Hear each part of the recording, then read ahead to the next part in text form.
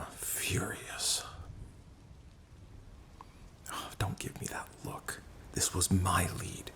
I did the research. I looked up the scrolls. I bribed the border agents.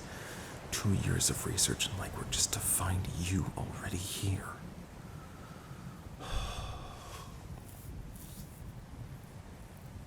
It was Raoul, wasn't it? Oh, that greasy little backstabber tipped you off, didn't he? Oh, as soon as I get out of here, I'm going to... Sector 4, North Beach. Approach. 5 minutes. Storm. David, can you hear me? Runway. David. Washed out. David, can you hear me? Oh, this thing is... Heading alternate.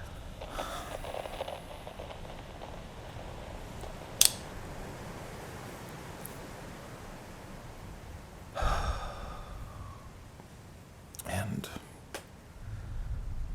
now my flight out of this godforsaken rainforest is delayed as well. And all because you couldn't keep your greasy little paws off the Weatherstone.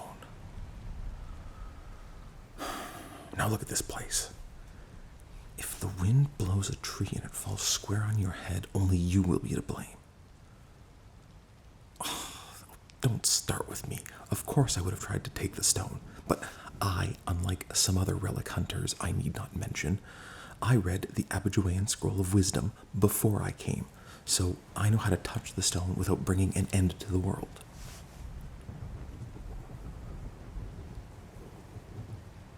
Fine, I'll fix it. But not to save you, just so I can get out of this place back to my hotel. Let's see.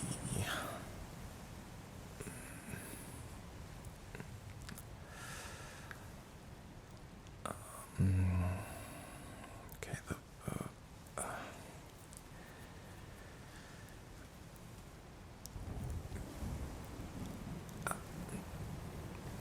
okay, fine. I don't know how to fix this, but this still is your fault. I don't understand how every time I get close to an artifact, you're already there to sweep up the glory. Yeah. You remember the Chalice of Setar, don't you? I spent 24 days traveling on camelback across the African desert just to get to the tomb and see you dune buggying away.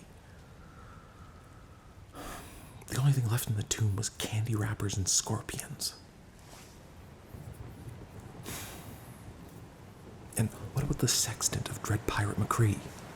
I got a sunburn, head to toe, on the beaches of Tortuga, just to get back to my hotel and see you on the television handing it off to the Royal Nautical Museum. You even found the treasure to go with it.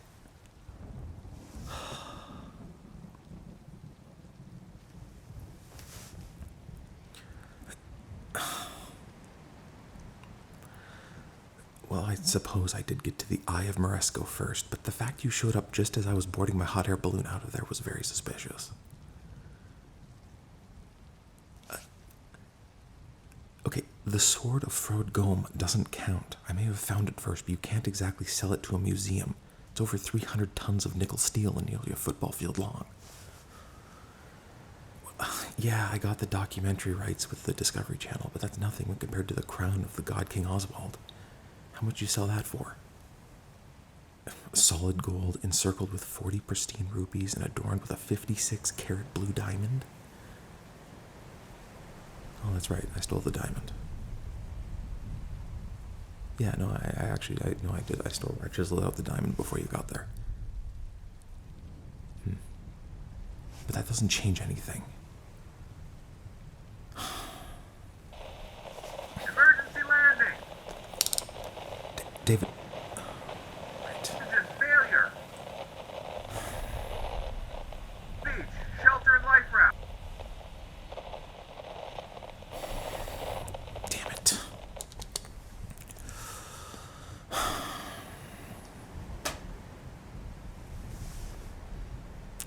Now look what you've done. Not only have you stolen my prize once again, you've killed the only pilot crazy enough to fly me where I need to go. I hate to admit it, but solve this. For both our sakes. But this doesn't mean I like you.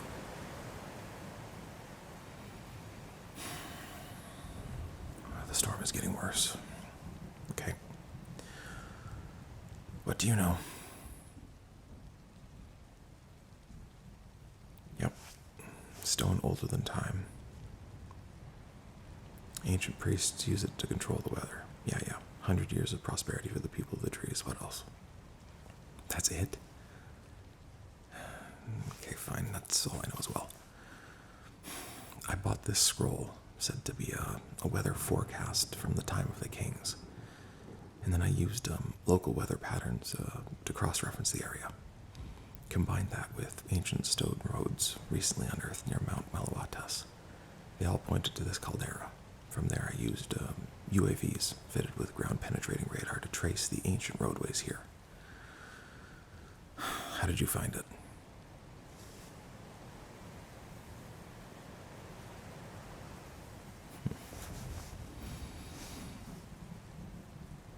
Ancient tribal oral histories. So you interviewed the secluded tribes of the Aqua Forest. Incredible. How did you get them to trust you?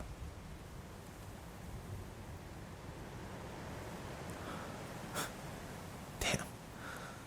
I wish I would have thought of that. Set off some fireworks, parachute in, and pretend to be a fallen god looking for the way back home. That's very clever. Risky. Didn't they try to, send you back in a fire of glory?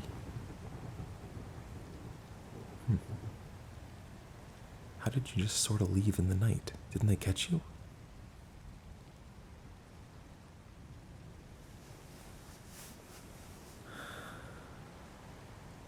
Oh.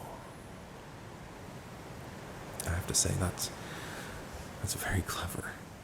Bringing a bunch of hard liquor and getting the whole tribe blind drunk the night before. How'd you get them to drink? You convinced them it was sky juice? Wait a minute. But that means you can speak ancient Abujuayan. Can you read it as well? Hold on.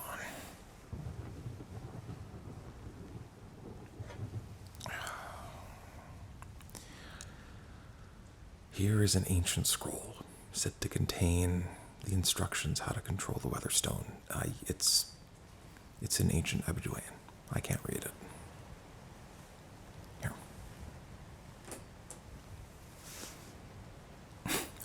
I can read Sanskrit, cuneiform, both living and dead Latins, pre- and post-BCE hieroglyphics. Yeah, I did say cuneiform. I should be able to. What's this? You stole it from the tribe before you escaped. But why would they have anything in cuneiform? That predates them by nearly 2,000 years. Let's see.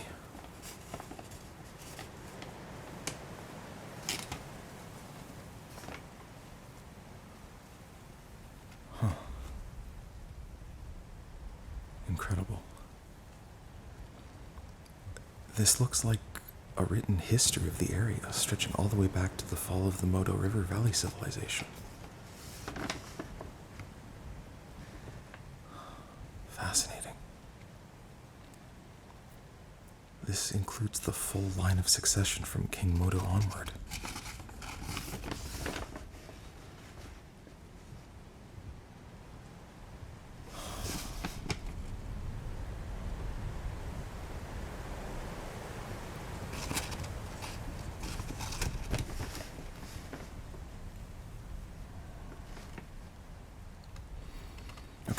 Here, King Akdamukti conquered this area and unified the two tribes, one of the mountains and one of the sea.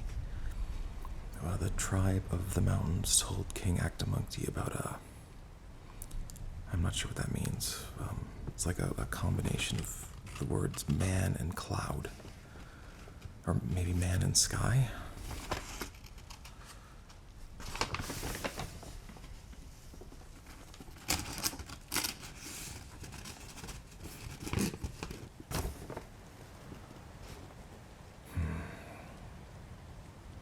Well, they told him about this sky man who could make it rain or clear the skies at will.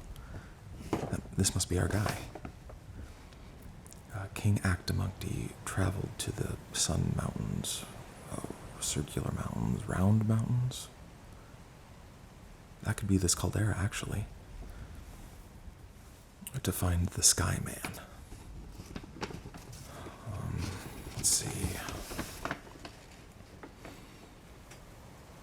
When he found the Sky Man, he demanded he use the power of the weather to lay waste to his foes, namely the village of the plains to the east. When the Sky Man refused, the king had the Sky Man's son killed. In pure rage, he summoned a great white fire jellyfish from the sky who ate King Actamuncti in his army whole. Your guess is as good as mine.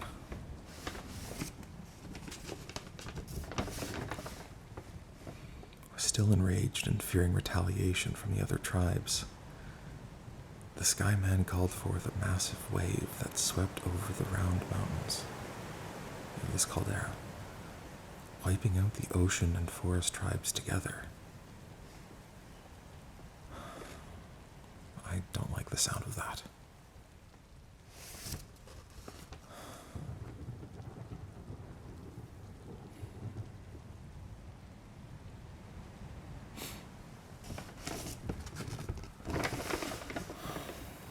The ending is a warning. Any person or animal to enter the Ring of Mountains is to be killed and eaten to appease the Sky Man who controls the weather from the sky now.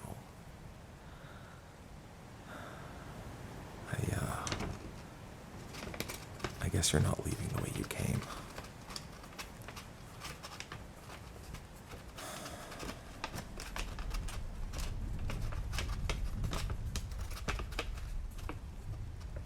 Really?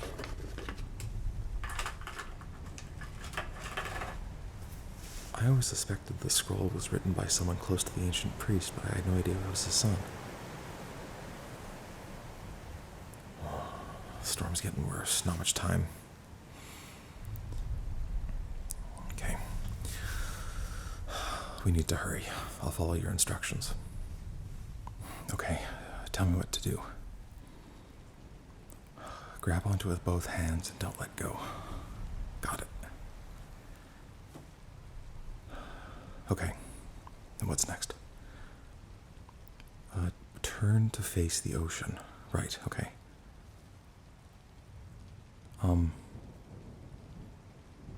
Which way is the front? What face is the face I face to the ocean? Okay, I'm sorry. All right, yeah, I can feel the ridge. Okay, point the ridge to the ocean, okay.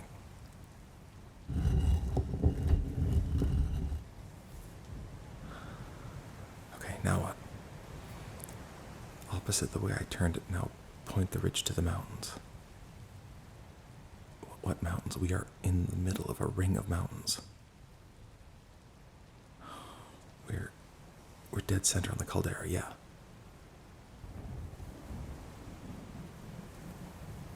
Could it mean just rotate it backwards? Off a rotation? Okay.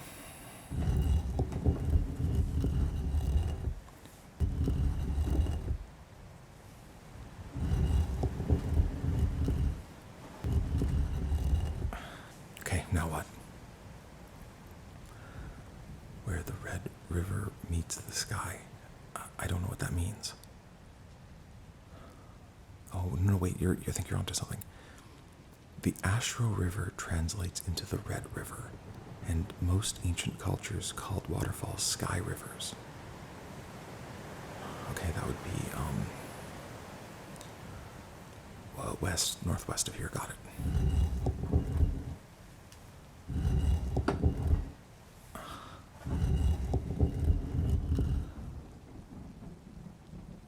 It might be working. Okay, what's next?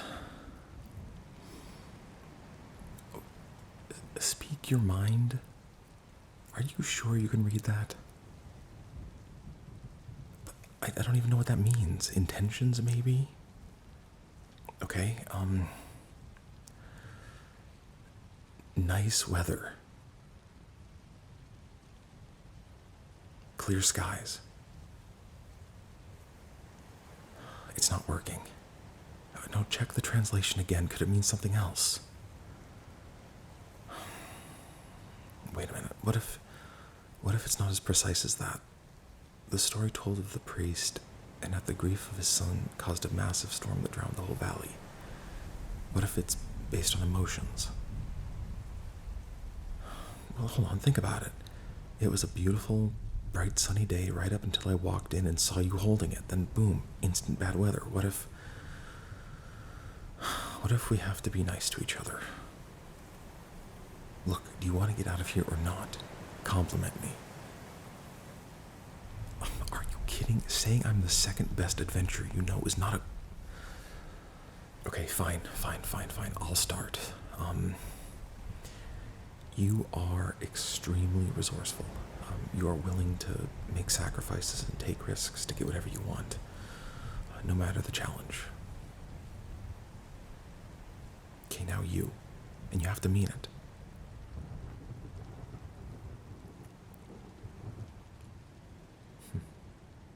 Well, thank you.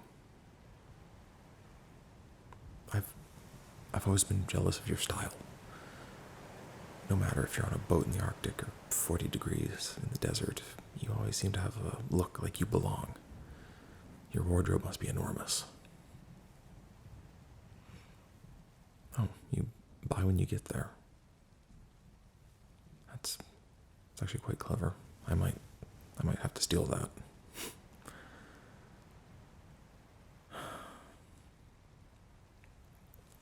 Yeah, I suppose I do have access to a lot of high-tech equipment. From eBay, mostly, yeah.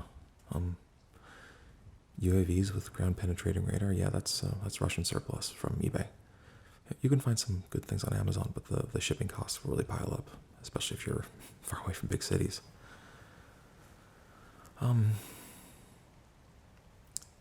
You have lots of friends all over the world who are willing to help you with whatever you may be doing at the time. I always seem to have to pay people for information, whereas you seem to make friends who want to help you for free.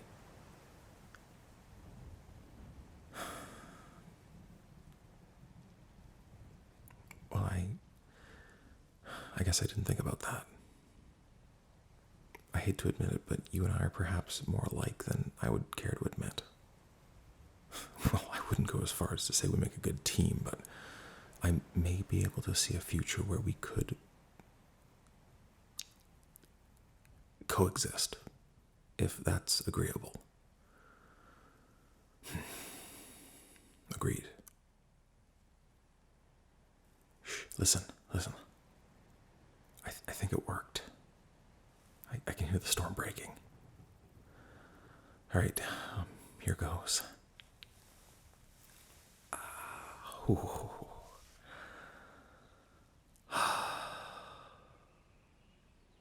Well, that was quite an adventure. Storm seems to have broken. If you're receiving this, land is grid coordinates 124.5 north by 212.37 west. Ready for takeoff in 4 to 5 hours. That's my ride. Can I offer you a flight back to civilization? It's the least I can do, and the alternative is hungover cannibals back the way you came, so that's probably a good choice. And we both agree this artifact is far too powerful to tamper with, right? So I promise to never reveal its location or try to take it ever again. Agreed?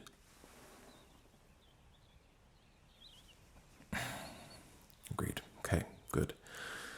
Well, I'd say we have at least 6-hour trek back to those coordinates, and after all the rain, it's going to be slick down the mountains.